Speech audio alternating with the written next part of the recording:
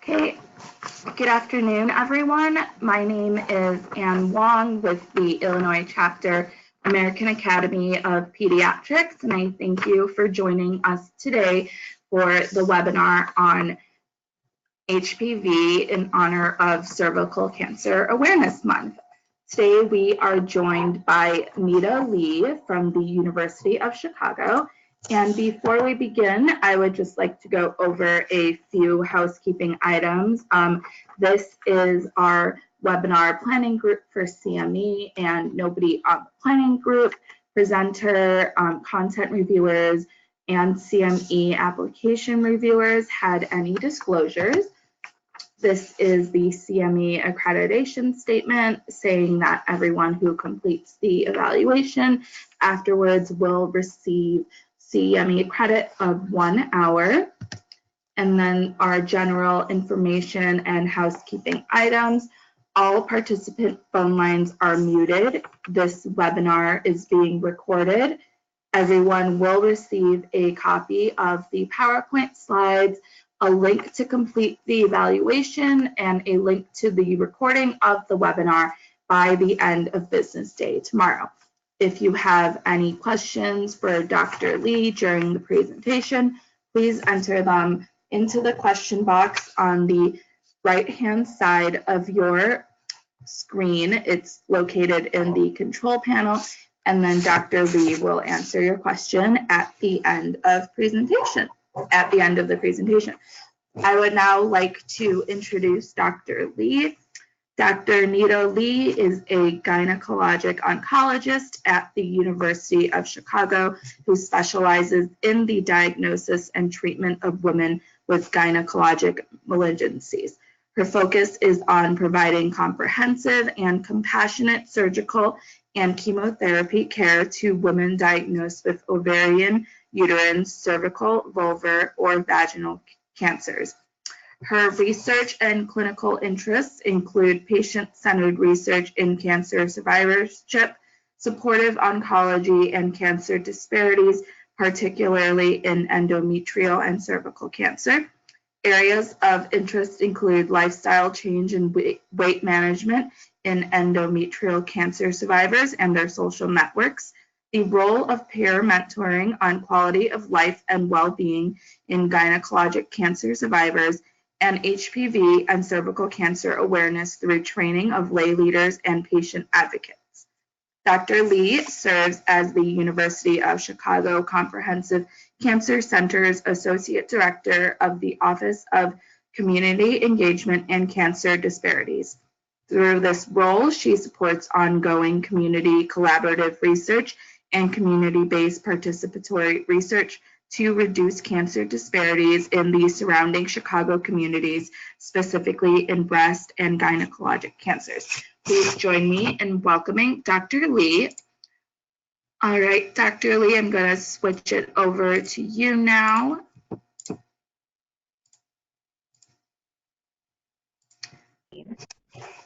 Okay, so I've switched over. Perfect, I see your screen. And you can see the screen that doesn't have all of my background in it, I take it? Yes. Okay, great. Okay. Thank you all for calling in. I would love to have questions, since it sounds like most people are maybe from Illinois. If there's any in the future, if there's anybody who was interested in getting involved, please also contact through, I'm happy to, share my email or with participants just to see what we're all doing in the greater Illinois area. So today I'm talking about cervical cancer and HPV, really kind of giving a little bit of a taste of the burden of disease, which is very unfortunate, and looking at secondary and primary prevention strategies. I actually really love being able to talk about this topic, not because I like to see the patients that I see, but I do think it's really fantastic because it has been a really multidisciplinary, multi-specialty approach to cancer prevention. And the fact that we have colleagues in pediatrics, internal medicine, family, OB-GYN, oncology, rad-onc, everybody who's really geared up towards really tackling a preventable disease. Did the slideshow change, or is it not changed from? Sorry, I'm trying to get this to move forward. Oh, there we go. Okay, perfect. So I have no disclosures to make, and according here, I have no relevant financial relationships, and I'm not intending to discuss an unapproved or investigative use of a commercial product or device in my presentation.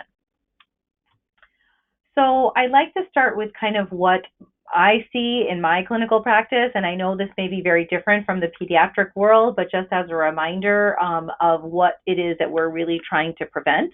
This is a very typical patient for me, a 35-year-old who presents to the emergency room with complaints of pain, irregular bleeding, has a very unremarkable past medical history, no history of anything remarkable such as sexually transmitted disease, had some maybe mild bleeding through periods, but does note that her last pap smear was about 8 years ago. Of note, she's also a smoker, but no other relevant history.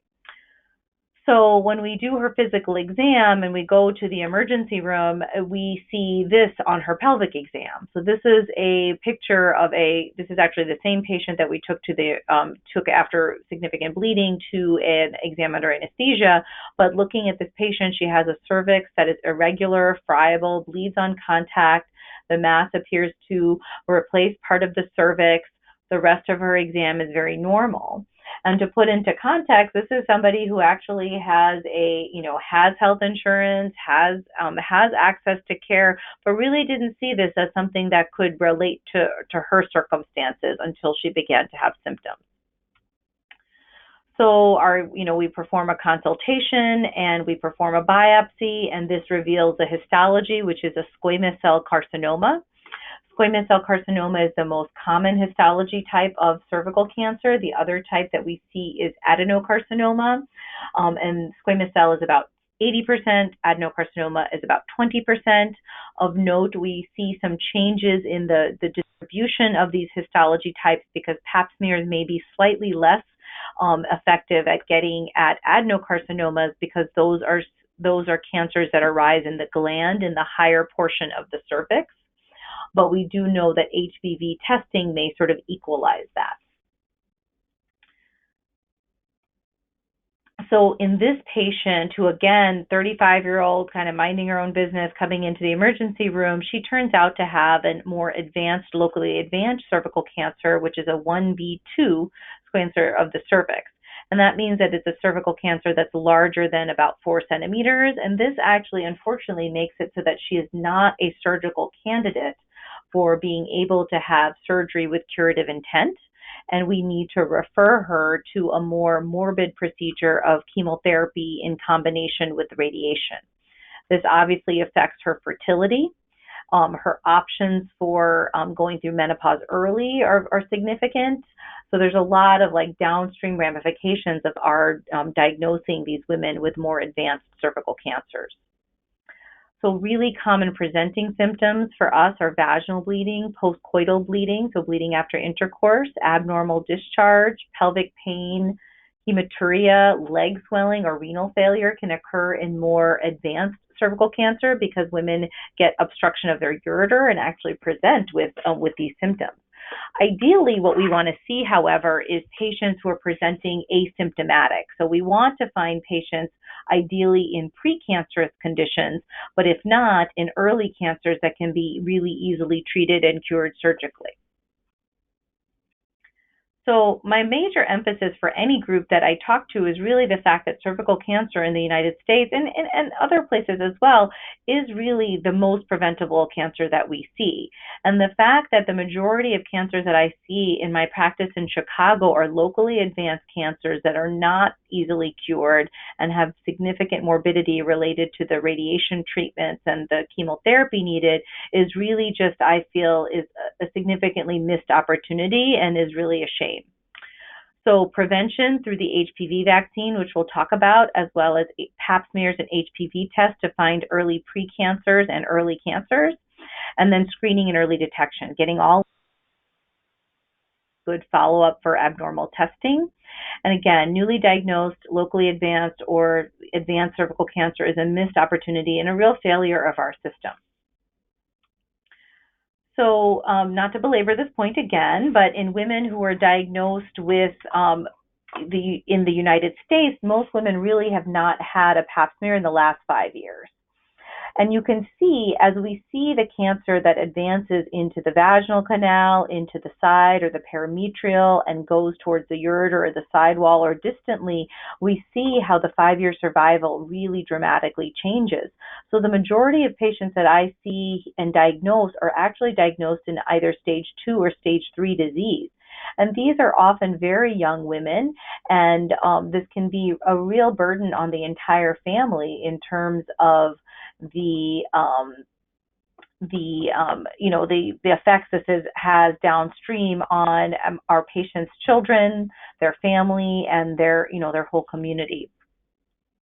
So cervical cancer does start as precancerous lining in the cells of the cervix, and that's why we're at an advantage to be able to have a screening method. Really, to understand cervical cancer, we really have to go to HPV, and HPV stands for human papillomavirus. Obviously, all of you are well familiar with this. There are over 200 types of HPV viruses, and HPV can regress spontaneously. Some of the types, such as 6 and 11, cause kind of a burden of disease related to warts and genital warts or condyloma, which are not necessarily cancerous, but can also affect the anal area as well, versus other HPV types that are high risk and can lead to the majority of cancer cases. So HPV is extremely common. So 79 million Americans are probably currently affected. I put this up here in terms of in relation to like other diseases that may be spread through genital contact, but I almost think that like HPV really needs to be considered like just a virus that really indicates, is almost like a marker of some type of sexual function, as common as the common cold. And I think it's important because although we want to kind of understand the transmission and the risks, we also know that it is very, very common, and we do also want to destigmatize it so that women and men feel comfortable getting tested and screened, as well as to take away the stigma of this need for vaccination, because this is really something that we can all be at risk for. So this is some data from the CDC that really demonstrates that HPV-related cancers are really a growing burden. So in women, this is about 25,000 cancers a year that are newly diagnosed, the bulk of which are going to be cervical cancers, which I treat, but also vulvar and vaginal cancers, which are in different populations. We are actually seeing a younger age of onset of almost like a second peak of vulvar cancers, which is related to HPV in the younger population.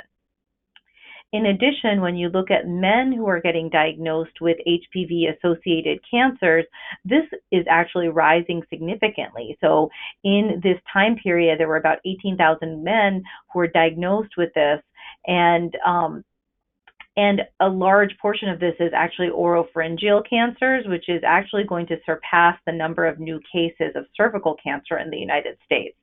Also penile and anal cancer as well.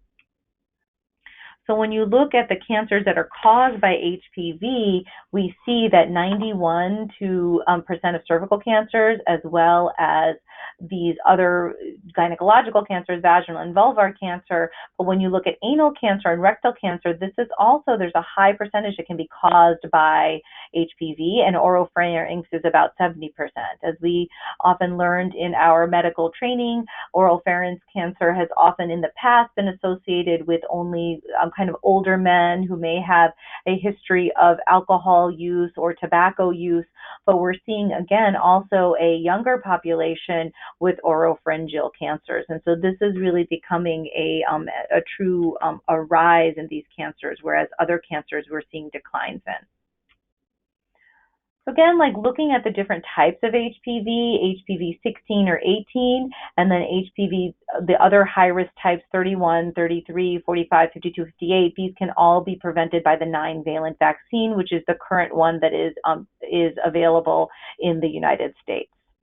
And this is really important because consistently, these are the different types that we're seeing in terms of the cancers that are associated with this.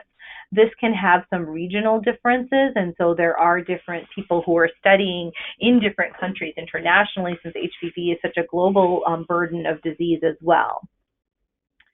So again, leading cause of anal cancer in men and women. So the anal cancer risk in the United States has increased over the past 30 years, and again, associated with 91% of this.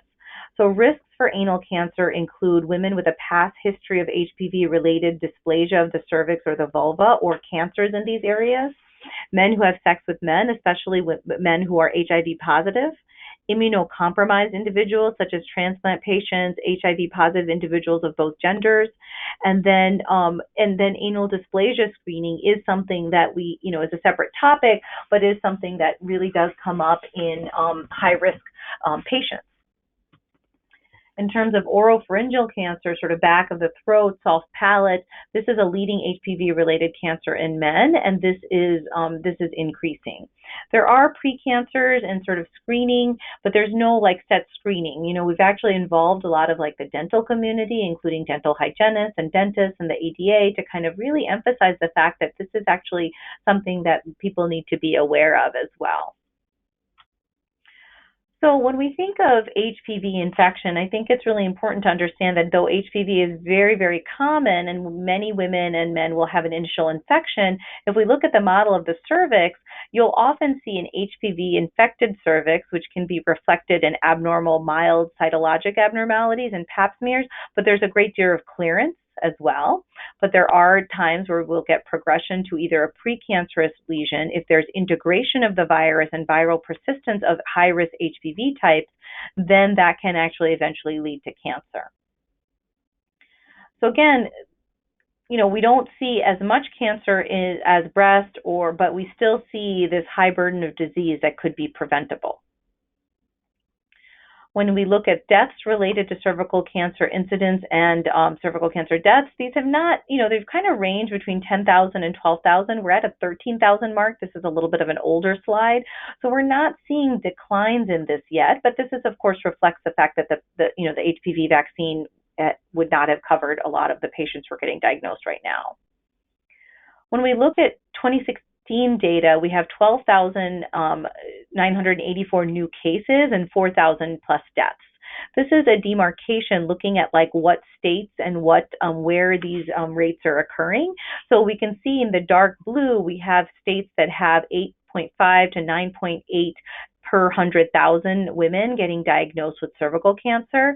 And here is Illinois here, which is right in the middle at kind of 8. But I will say when we've looked at geographically at the county level data as well as the neighborhood level data in Chicago, we really do see rates that show a lot of discrepancy and disparities in terms of which communities are getting cervical cancer and dying of cervical cancer.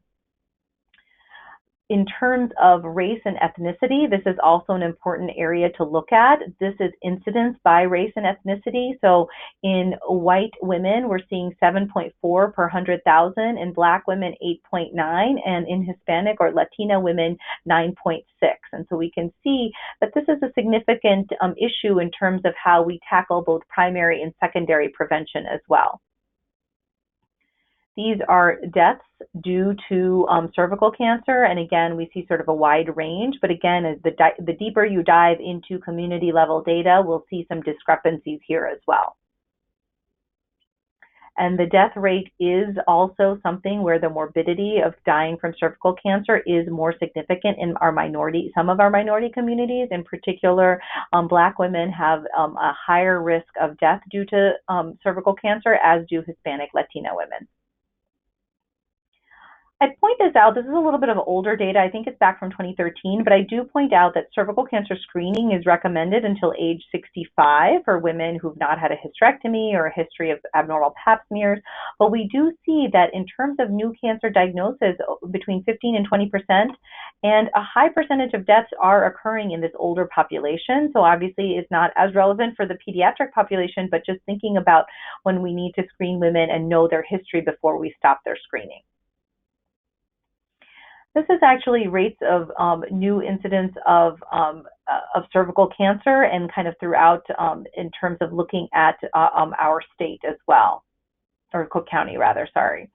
And so I think this is really important to kind of look at there's a lot of data that we don't have, and so data collection, but when we're seeing dates and communities that have 10 to 12 per 100,000, we know that we're doing much worse than national average. Again, this is sort of Illinois. We can see that the disparities compared to the United States are actually higher in Black women and Latina women. And Cook County also continues this process. The deaths in Cook County, which is a major area that we're working on as a group collaborative, which is what led to this webinar and these types of collaborations, is really looking at like what we can do in our individual communities across specialties. So one of the things that's always fascinating to me is that sorry about the phone, is that there is a lot of these missed opportunities are not necessarily related to lack of insurance. So 7 out of 10 women who were not screened had a regular doctor and had health insurance. The process of screening really involves like a gynecology or primary care visit, a pap smear is performed, and if there's abnormal paps of a certain variety, getting a colposcopy done, which is a magnified view. But what prevents women from getting their initial paps or following up really has a lot to do with stigma, competing health priorities, discomfort with exams, lack of knowledge that this does not apply to me, lack of navigation, as well as sort of fear, embarrassment, shame about gynecological health, which we really want to kind of avoid. So again, we talked a little bit about symptoms, but how to test for cervical cancer, the pap test, which tests for cytology, the HPV test, which is generally recommended to start at age 30. We are going to be seeing new screening guidelines that are going to be coming out in the spring from our different boards and national organizations. And so there is a push for potentially using HPV test more thoroughly and in first-line screening. So this kind of gets at like where the global burden of disease can be seen, and so we do know that this is a phenomenon that's really important throughout the world, and that's why HPV vaccine and screening, and as well as HPV testing, is going to become more and more relevant. I think this is also really important for those of us who are taking care of patients who may have immigrated from different countries around the world and may not have had access to the same screening, nor would screening and follow-up be a routine part of their healthcare kind of, either knowledge or sort of pattern. And so I think this is really an important opportunity. Talked a little bit about this as well. Sorry about some of the overlap here. Cervical cancer, we generally do physical exam to stage it, but we also look at the radiology, and we look at that to be able to determine the stage. So I put this up here in terms of like, this is a picture of Zurhausen. I think all of my picture slides who won the Nobel Prize for really looking at HPV as a squamous cell, as a source of squamous cell carcinomas of the cervix. And I think this is really important because this was something that was published in 1977 and has really made a major impact by being able to develop the vaccine, quite honestly. So currently most sexually transmitted infection, and the highest prevalence is usually within the first 2 to 5 years of initiation of sexual activity, and a second peak is seen in the 4th or 5th decades. And then this is important because this is transmitted through genital skin-to-skin contact, but not necessarily through semen or penetrative intercourse. And so this does apply for, different, whether it's adolescents or young adults who are becoming sexually active, or preteens who may be, having different versions of sexual activity that we don't always think of in terms of like adult intercourse. I think the issue is that this is important because that's a mode of transmission. About 10% will have a persistent infection with high-risk oncogenic types, which may affect them in the future. So HPV is a necessary cause for the development of cervical cancer, and this was really demonstrated in the 90s by looking at PCR prevalence of HPV before we really didn't know what it was, and then looking at HPV, reanalyzing HPV reported negative cases and really finding a higher sensitivity in finding these markers for HPV infection. We've been turning towards looking at HPV DNA testing as a tool for cervical carcinoma screening, and I think this is really important as we kind of think about what we're going to be doing next. So the different different HPV vaccines that are available are listed here, but since 2016, we really only have the 9-valent Gardasil 9, which is from Merck, and it covers the vaccine type 6, 11, 16, 18, 31, 33, 45, 52, and 58. Importantly, this actually is something that does have some cross-reactivity, though that is not what, obviously the vaccine is for these specific types. The dosing schedule, which you may be familiar with, is that we would like to ideally dose this for children at age 11 and 12, boys and girls. If the first dose of any HPV vaccine is given before the 15th birthday, we should be a 2-dose schedule, in which the second dose is recommended 6 to 12 months later. If the first dose is given afterwards, we do recommend a 3-dose schedule as well. There's some details here in terms of like the minimal intervals of time to get the vaccine, as well as if you've not had the vaccine at a shorter interval, you may need to re-administer it at another minimal level. So this is a little bit older data from 2017, but looking at estimated vaccination coverage among female adolescents, and we look at the total percent, is actually really only up to 50%. I think that we have some updated numbers that will be coming out that may be a little bit higher, but definitely when we look at males, this is actually still lower. So when we look at like who has higher rates of vaccination, some interesting trends that we see are that we actually see female adolescents below the poverty level have a higher rate, and urban have higher rates. And this has a lot to do with how the vaccine is promoted, how different public health departments who may run either vaccine programs or be involved with children's vaccine programs will be able to promote this. But it's really important to kind of think about that we need to make sure all of our children are vaccinated, irrespective of insurance status and geographic location, as well as race. This is actually sort of an interesting looking at state by state, the estimated vaccine coverage for females aged 13 to 17. And I think that it is interesting when we look at the states that are greater than 60%, a lot of those are states that have school mandates. And so that's actually a very interesting thing that we can think of in terms of how everybody individually feels about that type of policy mandate. But we see very low rates in vaccine in certain states. And quite honestly, the sad part is that these are also states that mirror where we already know we have a high incidence of cervical cancer. So we really want to be able to make sure that we're targeting our vaccines towards everyone, but making sure we're not leaving any particular states or communities behind. This is sort of the international uptake in terms of sort of a pooled analysis of like who's actually uptaken these vaccines or at least introduced them. And we do know that this kind of varies, and Australia is probably the one that actually has the most data, where they've actually published some of their pre-cancer updates as well, in terms of looking through being able to see that their rates of pre-cancer in many countries where the uptake of HPV vaccine is high has dramatically decreased. And this is really an important precursor and a marker for decreasing the rates of cervical cancer.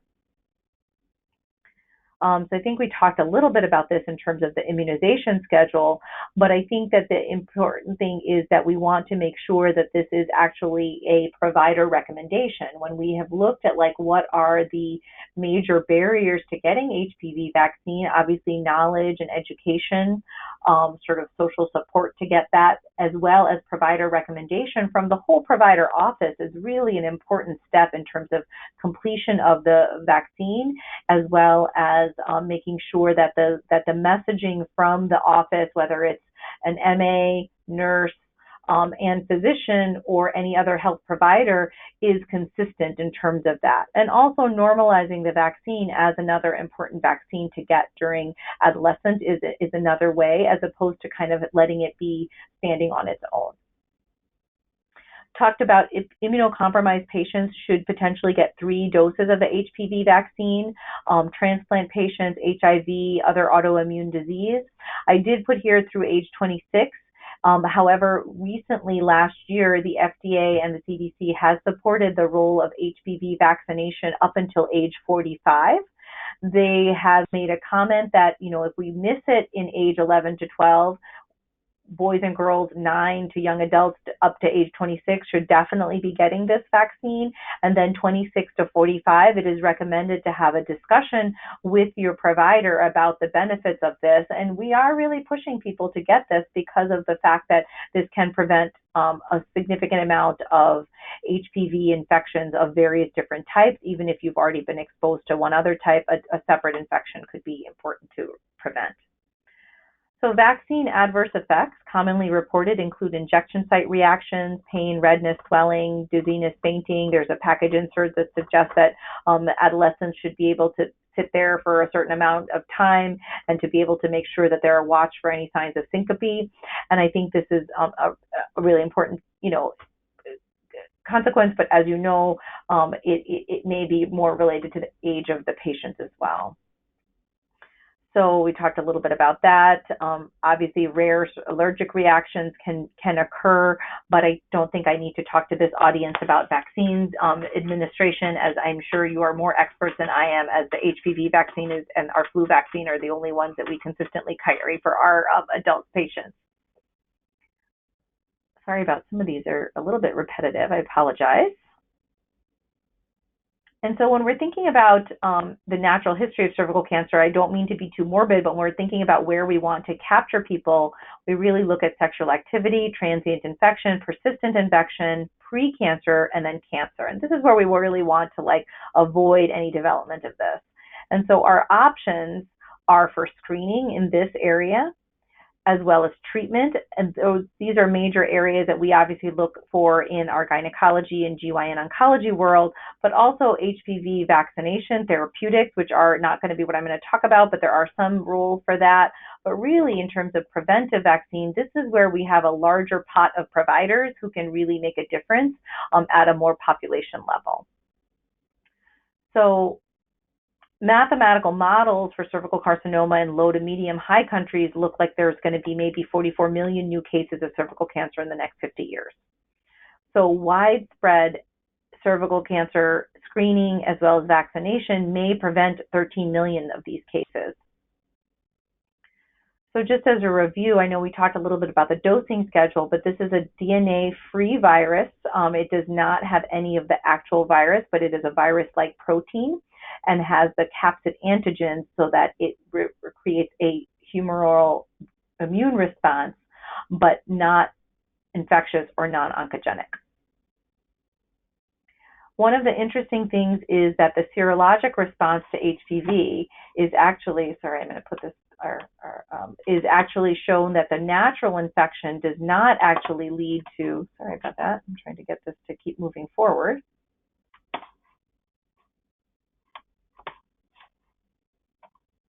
Okay, is a local cell-mediated immunity, which is not actually particularly strong, which is how we think HPV infection evades the immune system.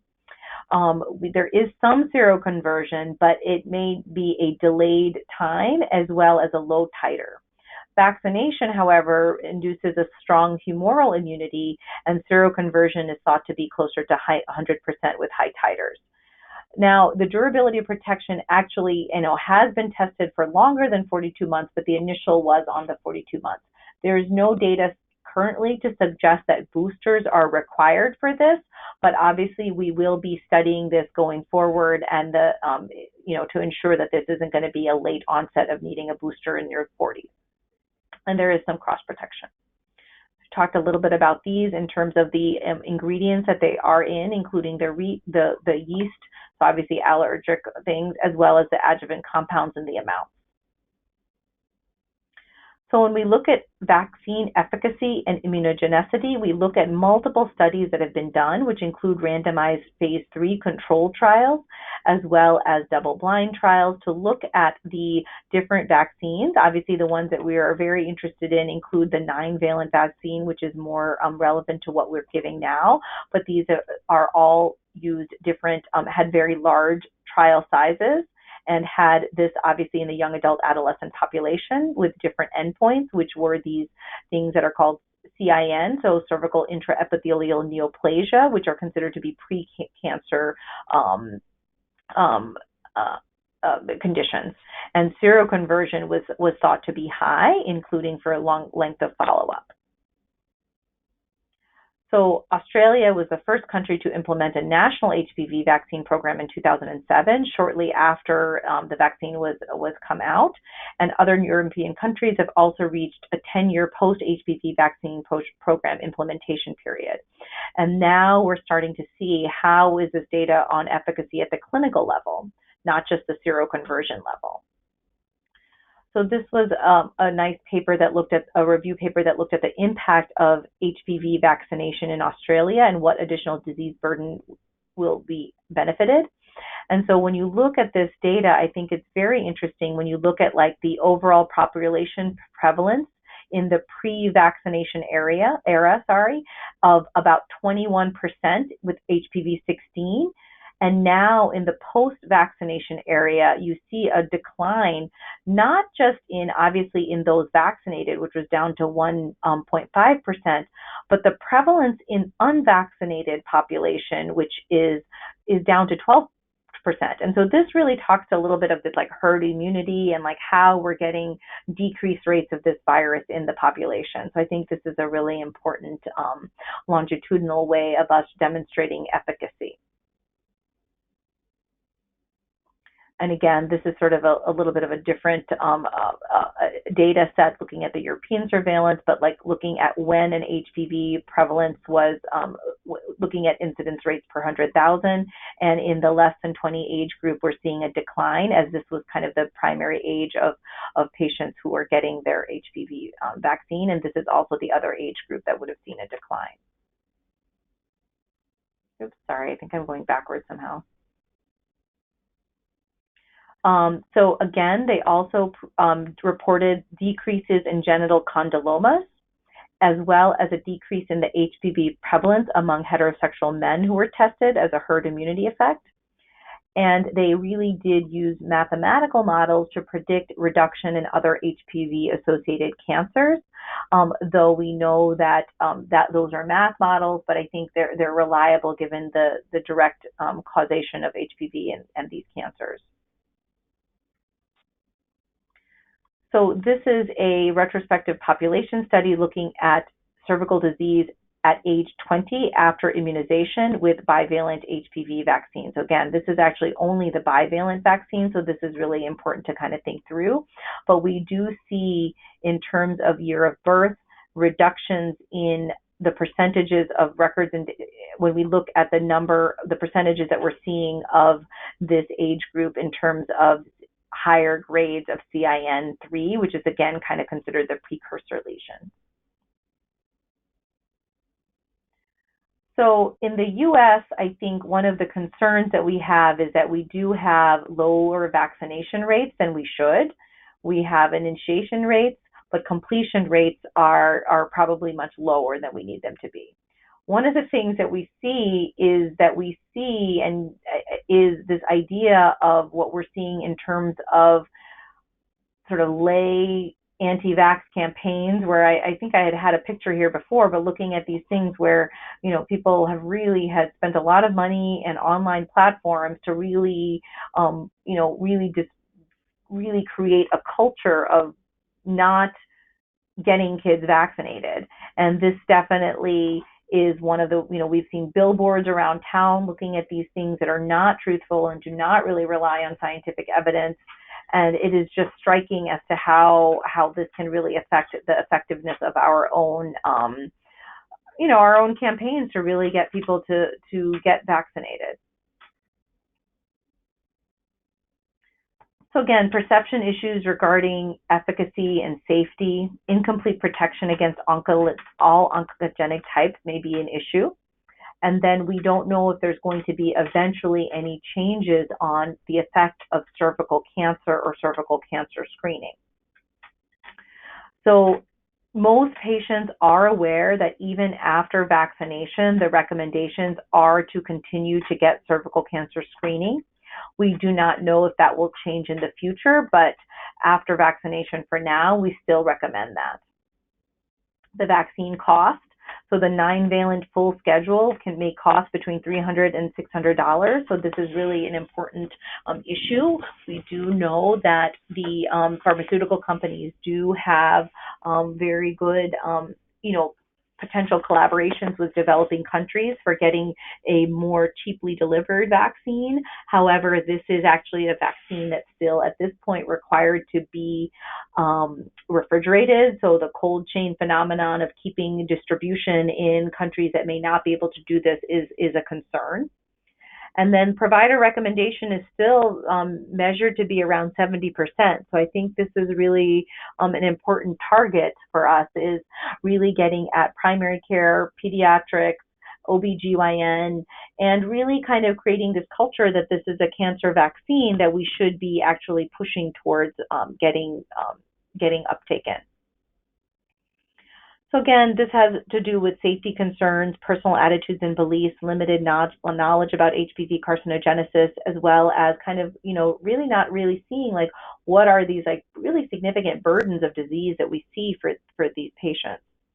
And so I think these are all areas and topic areas as we work together through our different methods that we can actually be able to target.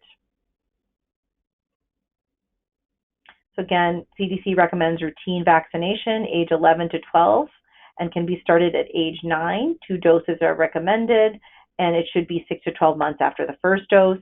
2 doses are recommended if you can get this dosing guidelines before age 15.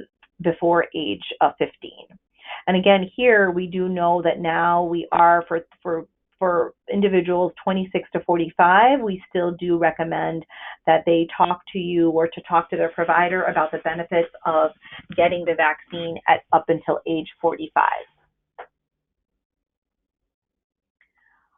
So I think some of the things that we want to do is to kind of, where do we go from here? So in terms of like broadening sort of the scope of like what we can do to prevent HPV related screening. So we're looking at HPV vaccination, looking at trials supporting vaccination in older women and among HPV infected women, whether it can, and really looking at to see whether or not we can do clinical studies to really demonstrate any other potential future benefit of HPV vaccine. And we've talked about HPV vaccination, but this is to women and men. I wanted to take a moment here to take if there are any questions or anything else like that, but then I was going to skip a little bit back down towards thinking through the cervical cancer treatment and discussions about some of the issues that we have related to what we're seeing in our own local communities. I think that if there's a way that if there are people who do want to answer questions, I'm happy to take those, or we can take those at the end of the talk.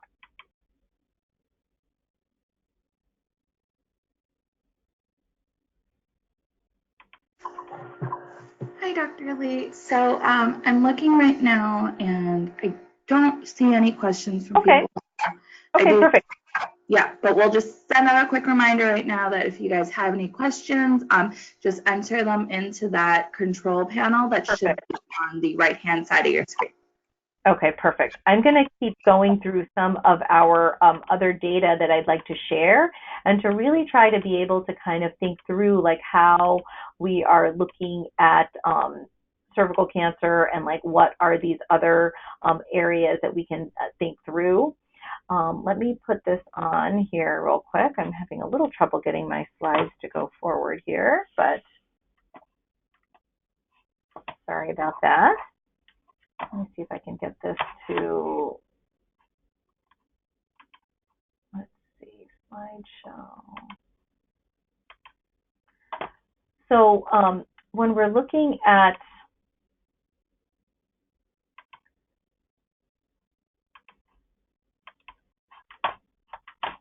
see. I apologize. I had thought I had gotten this down.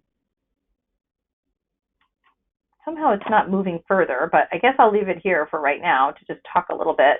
So colposcopy is sort of the next step for when you do have abnormal pap smears and what our patients have to go through. So this is a speculum exam. This is a colposcope, which is a magnifying glass to be able to identify any precancerous lesions. And so one of the things that we like to think about is, oh, I can't really get this to move forward. One of the things that we like to think about are what are the harms that come with colposcopy. And one of the things that we want to avoid, not just cancer, but really thinking about the other burdens that come up in our patient population, is burdening women with the surveillance of an unclear sort of efficacy or endpoint of like, are these women going to really develop into cervical cancer, or are they sort of just put through a lot of these recurrent biopsy and testing patterns, which can really lead to a lot of like psychological distress.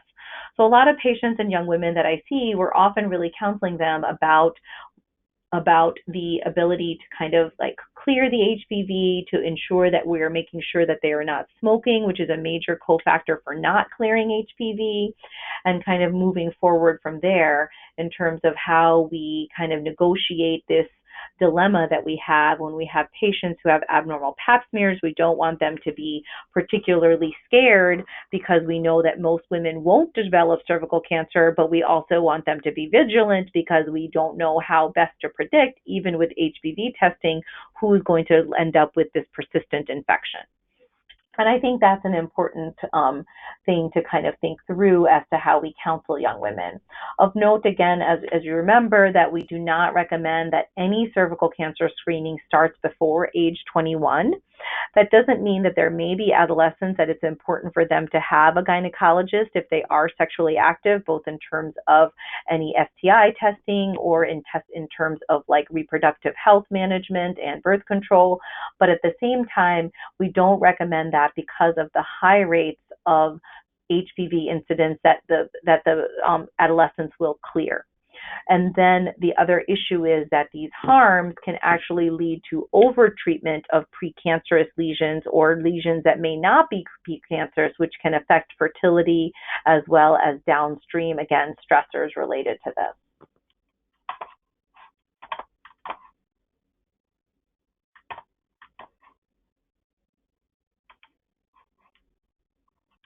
Sorry about that. Okay, let's keep moving here. So one of the things that I wanted to talk a little bit about was sort of like the lower level data in terms of when you're going into community level data. And those of you who are working or are interested in their community level data, the CDC as well as the Illinois Department of Public Health and the Chicago Department of Public Health has excellent resources about cervical cancer as well as other data. So it is a really interesting thing. And I know that we are moving towards getting HPV vaccine data available as best as we can. But when we're looking at Chicago in comparison to the United States, we really see the same differences that we had talked about. And one of the interesting things is looking at how cervical cancer incidence varies by economic hardship. This is really important to look at when we see high economic hardship compared to low economic hardship, which is a marker of multiple aspects of urban poverty, as well as health function.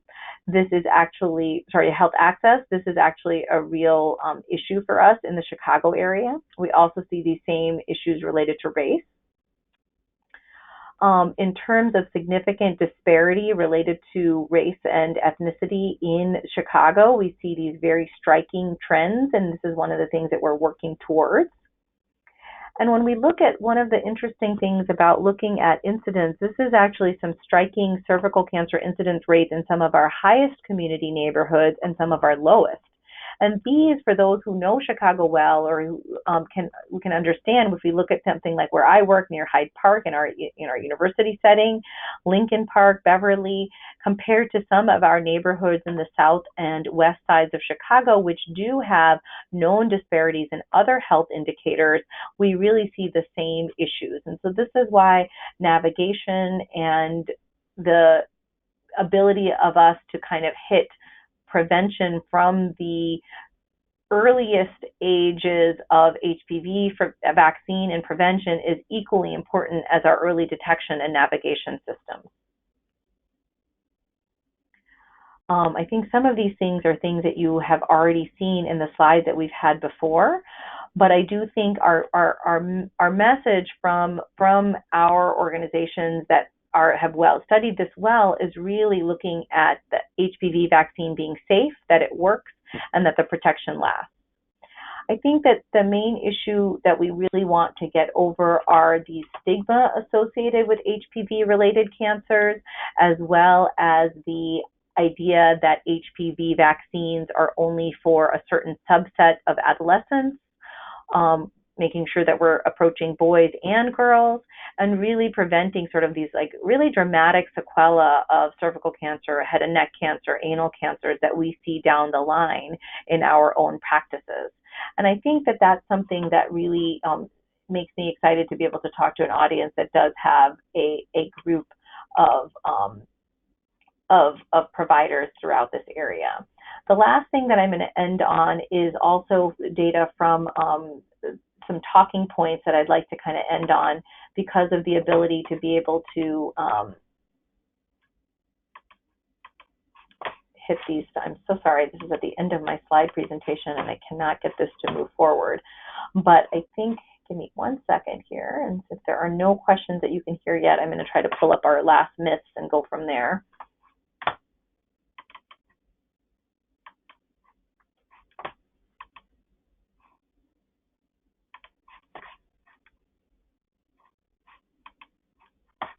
All right, so I'm going to have the audience bear with me a little bit as I flip through these. Here we go. So again, in terms of talking points that we really often talk about vaccinating adolescents against cancers, we talk about myth number 1, that the HPV vaccine is unsafe. We know that scientists from the CDC and FDA, we have monitoring systems. Over 67 million doses have been distributed in the United States, and it's continually monitored in 80 countries. We have the myth that HPV vaccine causes serious side effects during death, including death. The fact, however, is that there were verified deaths among girls and women that may be related, but after careful verification and review, that there was no support that this caused any of these deaths, and there's no pattern of deaths occurring after vaccination. Again, that the vaccine was tested in numerous clinical trials and proved to be safe and continues to be monitored for safety. That the HPV vaccine causes fertility issues.